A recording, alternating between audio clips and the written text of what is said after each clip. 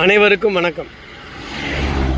இன்றைக்கு அரசு உதவி பெறும் மேல்நிலைப் பள்ளிகள், தனியார் பள்ளிகள் இவைகளில் அப்பப்போ மருத்துவமனையிலிருந்து ஒரு குழுவினர் வந்து குழந்தைகளை ரத்த டெஸ்ட் பண்ணுறாங்க.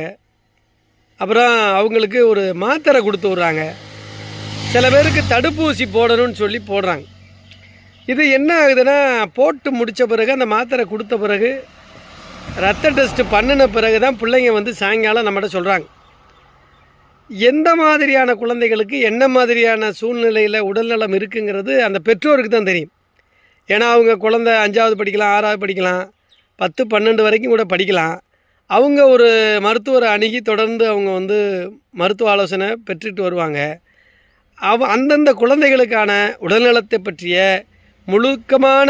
முழுவதுமான மருத்துவ விஷயங்கள் அந்த பெற்றோருக்கும் அவங்க பார்த்துக்கிட்டு இருக்க டாக்டருக்கு தான் தெரியும். இப்போ திடீர்னு ஒரு டாக்டர் குழு வந்து அரசாங்கம் நடமாடும் மருத்துவமனை, நடமாடும் மருத்துவ குழு, தமிழ்நாடு அரசு அப்படின்னு போட்டு உள்ளே வந்து அந்த ஹெச்எம்கிட்ட சொல்லிவிட்டு, ஹெச்எம் உடனே 6-7 உட்கார வைங்க, ரத்த டெஸ்ட் பண்ணுங்கள், ரத்த மாதிரி எடுங்கன்னு சொல்லி எடுத்துக்கிட்டு போகிறாங்கன்னா என்ன மாதிரியான சூழ்நிலைகள் அதில் ஆலோசிக்கப்படுகிறதுன்னு தெரியல. இப்போ என்னுடைய மக 6ஆவது படிக்கிறா. அவளுக்கிட்ட ரத்த டெஸ்ட் எடுத்துகிட்டு போனோம்னு சொன்னாங்க.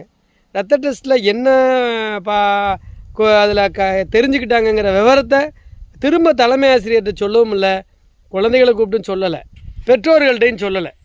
இது தவிர என்ன பண்ணிடுறாங்கன்னா, முன்னாடியே ஒரு மாத்திரையை காலையில் கொடுத்து மதியம் சாப்பிட்ருங்கன்னு சொல்லிடுறாங்க. பிள்ளைய வந்து வீட்டில் என்னமா சொல்லுதுங்க, மாத்திரை கொடுத்தாங்க சாப்பிட்டோம்னு சொல்கிறாங்க. இப்போ இந்த விஷயத்தில் ரொம்ப ஹெச்எம்ஸும் பிரின்சிபாலும் எச்சரிக்கையாக இருக்கணும். இனி வரக்கூடிய கல்வியாண்டில் அப்படி யாராவது மெடிக்கல் டீம் வந்து பிள்ளைகளை செக் பண்ணணும்னு சொன்னாங்கன்னா, நீங்கள் பெற்றோருடைய சம்மதத்தோடு தான் பண்ணணுங்கிறத சொல்லி அவங்கள திருப்பி அனுப்பிட்டு ஒரு நாள் ஃபிக்ஸ் பண்ணி பெற்றோரும் வந்தால் தான் நீங்கள் செக் பண்ணணும். அதை நீங்கள் தலைமை ஆசிரியர்கள் உறுதி பண்ணணும், முதன்மை கல்வி அலுவலர் உறுதி பண்ணணும், சிஓடிஓ. இதில் நாங்கள் எச்சரிக்கையாகவே பெற்றோர்கள் சார்பாக பதிவு செய்கிறோம். என்ன தடுப்பூசி போடுறான்னு யார் கண்டா? ஏதோ ஒரு தடுப்பூசியை போட்டுறாயா? இன்றைக்கி என்னென்னா, உலகத்தில் பில்கேட்ஸோட கனவு என்னென்னா, மக்கள் தொகையை குறைக்கணும், பசி இல்லாத நாடாக்கணும், பட்டினி இல்லாத நாடாக்கணும், ஏழைகள் இல்லாத நாடாக்கணும். 4 வருஷத்துக்குள்ளே அவன் எய்மா.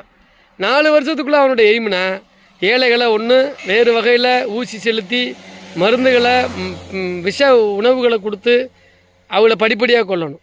இல்லை இந்த மாதிரி ஒருவேளை மலட்டுத்தன்மையை உருவாக்குறதுக்கான ஊசியாக இருக்குமா அப்படிங்கிறது நமக்கு தெரியல. ஸோ பெற்றோர்களுடைய சம்மதத்தோட சிஓடிஓ ஹெச்எம்ஸுக்கு இன்ஸ்ட்ரக்ஷன் கொடுத்து வர்ற கல்வியாண்டிலிருந்து யாரையும் ஊசி போட சொல்லக்கூடாது. குழந்தைகள் நம்முடைய எதிர்காலம், பெற்றோர் சம்மதம் வேணும். நன்றி, வணக்கம்.